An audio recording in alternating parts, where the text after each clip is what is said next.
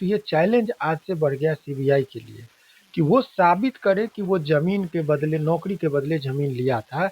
ये साबित करने का भार सीबीआई के पास है। जितने लोगों को अभियुक्त बनाया गया उसमें आधे से अधिक लोग के ऊपर कुछ था ही नहीं मामला। जी का एक स्पष्ट कहना है कि हमको वोट से कोई नहीं हरा सकता है, कोर्ट से हरा सकता है, और इसीलिए कोर्ट में साजिश करके हमारे नाम को बदला। 9 तक जब लालू प्रसाद यादव जी रेल मंत्री थे, उस दौरान ग्रुप डी की जो बहाली हुई थी उसमें कहा गया है कि नौकरी के बदले में इन्होंने जमीन लिखाया था। लैंड फॉर जॉब मामले में लालू परिवार को बड़ा झटका लगा है।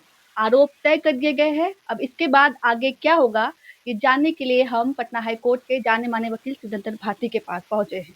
सर, सबसे पहले तो बहुत बहुत स्वागत है आपका। जी, बहुत बहुत शुक्रिया आपका। जैसा कि आप जान ही गए होंगे कि लालू परिवार पे आरोप तय कर दिए गए हैं। अब इसके बाद क्या होगा, क्या वो जेल जाएंगे या क्या कुछ हो सकता है? देखिए, सबसे पहले तो एक चीज समझना होगा इस पूरे प्रकरण में कि ये जो मामला है ये सीबीआई के एक 2004 से लेकर 9 तक जब लालू प्रसाद यादव जी रेल मंत्री थे, उस दौरान ग्रुप डी की जो बहाली हुई थी उसमें कहा गया है कि नौकरी के बदले में इन्होंने जमीन लिखाया था। ये आरोप सीबीआई के द्वारा है। तो आज जो खबर चल रही है कि ये लालू यादव के परिवार के लिए, आपने भी यहीं से ब्रेकिंग किया, लगा बड़ा झटका, तो ये वास्तविक में लालू परिवार के लिए बड़ा झटका नहीं है, उससे बड़ा झटका सीबीआई और ईडी के लिए बड़ा झटका है। ऐसा क्यों? वो इसलिए कि इस पूरे प्रकरण में 3 पॉइंट बहुत ही नोटिसेबल है जिस पर गौर करने लायक है। पहला कि इसमें सीबीआई और ईडी ने ये 2004 का मामला को 2022 में शुरुआत किया था। वो क्यों? इतने लंबे अवधि के बाद क्यों? नंबर 1, सीबीआई और ईडी किन के अधीन रहते हैं? केंद्र सरकार के अधीन। केंद्र में किन की सरकार? एक चीज ये देखना होगा। इस आड़ में उन्होंने जो अभियुक्त बनाया था 103 लोगों को कि ये व्यक्ति, ये लोग इस तरह का है, आज कोर्ट में 52 लोगों को एक्यूटल कर दिया गया, कुछ मिला ही नहीं उसके खिलाफ।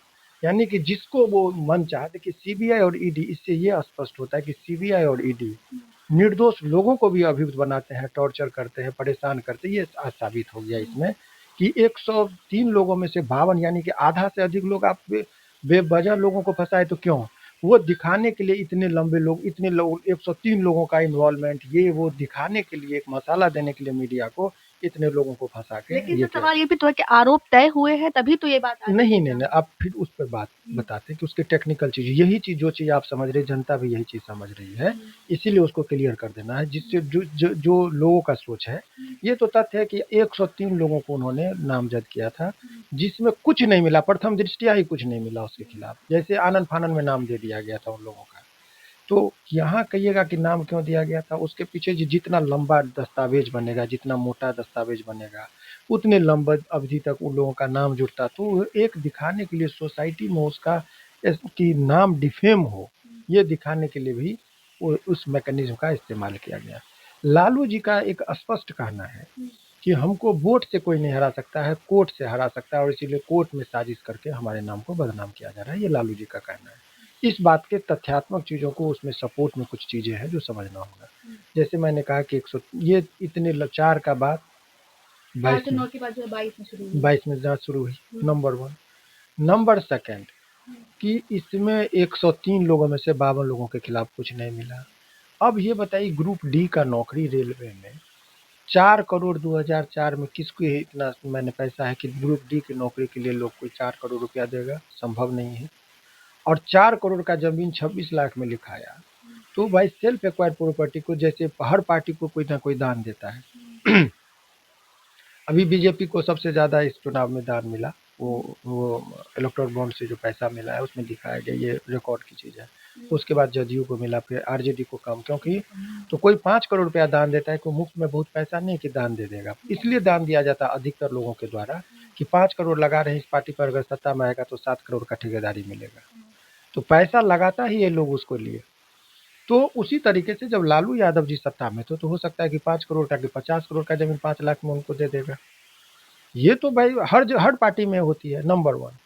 नंबर 2, अभी ये इतनी चीज़ें को जो लोग ये बता रहे हैं, उसके पीछे क्या है कि इसमें उनके अभी जो चार्ज फ्रेम हुआ, इसका मतलब क्या है कि इनके खिलाफ कोर्ट ने कहा कि हम ट्रायल को स्टार्ट करेंगे। तो ये चैलेंज आज से बढ़ गया सीबीआई के लिए कि वो साबित करे कि वो ज़मीन के बदले, नौकरी के बदले ज़मीन लिया था। ये साबित करने का भार सीबीआई के पास है। अगर 5 साल तक ये ट्रायल चला, 4 साल ट्रायल चला और कुछ नहीं मिला, तो लालू यादव बाइज्जत बरी होंगे, ठीक है? लेकिन क्या होगा, ये समय और ये पल लौट के आएगा? नहीं। अभी जो सीबीआई और ईडी ने जो 52 लोग जो आज बरी हुए हैं, कई बार नोटिस देके उसको बुलाया गया था। तो क्या वो व्यक्ति का वो पल और वो समय जो मानसिक चिंता और टेंशन में रहा, वो लौट के आएगा? नहीं। तो इंडियन जुडिशरी का जो सिस्टम है, उसमें प्रोसीजरल पनिशमेंट प्रक्रिया ही सजा के बराबर है, उसको वो पल नहीं लौट के आ सकता है, नंबर 1। फिर आगे एक चीज़ और देखिए कि यहाँ की जो व्यवस्था है, अगर पुलिस चाहे तो किसी भी व्यक्ति को फंसा सकता है। जैसे आप अभी जा रहे हैं, आपके पॉकेट में ही वही गांजा रख देगा और कह देगा कि इनके पॉकेट से रिकवरी हुआ, 2 आदमी का साइन करा लिया, और उसमें आप एनडीपीएस में जेल चले जाएंगे, बरसों रह सकते हैं। अनेकों लोग आप जेल में जाएंगे तो आपको पता चलेगा कि गांव में एक आदमी कोई हत्या किया, पूरे परिवार का नाम डाल दिया जाता है। अगर 498 में वाइफ और हस्बैंड में झगड़ा होता है, सास ससुर ननद नंदोसी, जो सभी लोगों पर केस हो जाता है। तो अधिकतर लोग निर्दोष होते हैं, साबित तो करने में वक्त लग जाता है, चार्ज फ्रेम उनके खिलाफ भी होता है, तो क्या वो दोषी हो जाते हैं? तो आंसर इज नो। तो वही चीज़ है, उनके खिलाफ सबूत का एक चीज़ है। तो लालू जी पहले से भी बोलते रहे हैं कि हम जिस वर्ग के खिलाफ वो लड़ते रहे, उसमें हमारा वर्ग का प्रतिनिधित्व कम है। जैसे सीबीआई ईडी में कोर्ट कचहरी हर जगह बोलते हैं कि हमारा लोग ही नहीं है, वहाँ लोग उन लोगों का है जिनके विरुद्ध में हमने राजनीति किया है, तो हमारा सपोर्ट क्यों मिलेगा? सर, क्या आप ये भी मानते हैं कि जानबूझ के फंसाया जा रहा नहीं नहीं, ये मेरा बयान नहीं है, मैं क्यों, ये उनका जो डिफेंस की बात मैं बता रहा हूँ, मेरे कहने से कुछ नहीं होगा।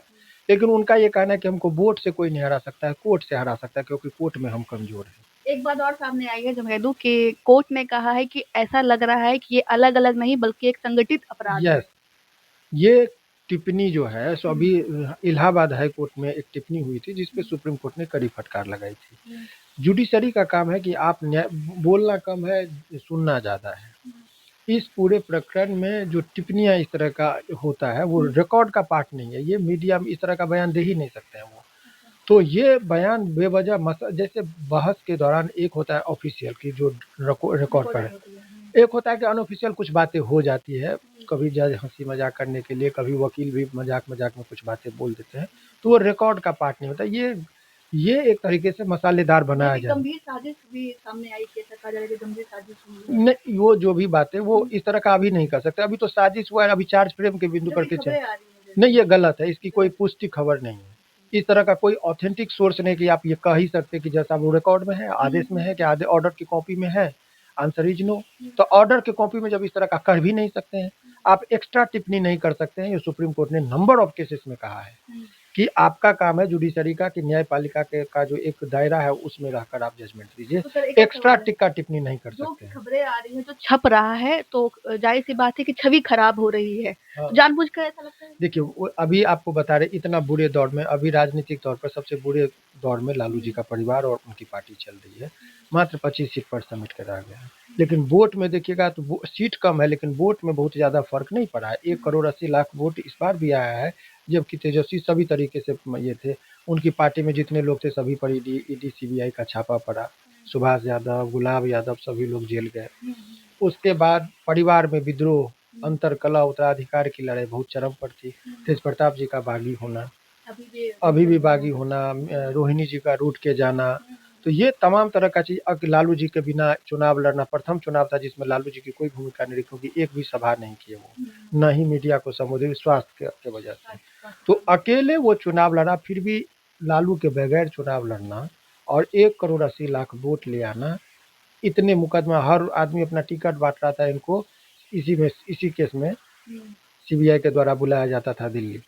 तो इधर टिकट तो उलझा दिया गया था। फिर भी सारे बाधा और विघ्न को तोड़ते हुए अगर कोई 1 करोड़ 80 लाख वोट ले आता है इस विकट परिस्थिति और विषम परिस्थिति में, तो ये मायने रखता है वोट।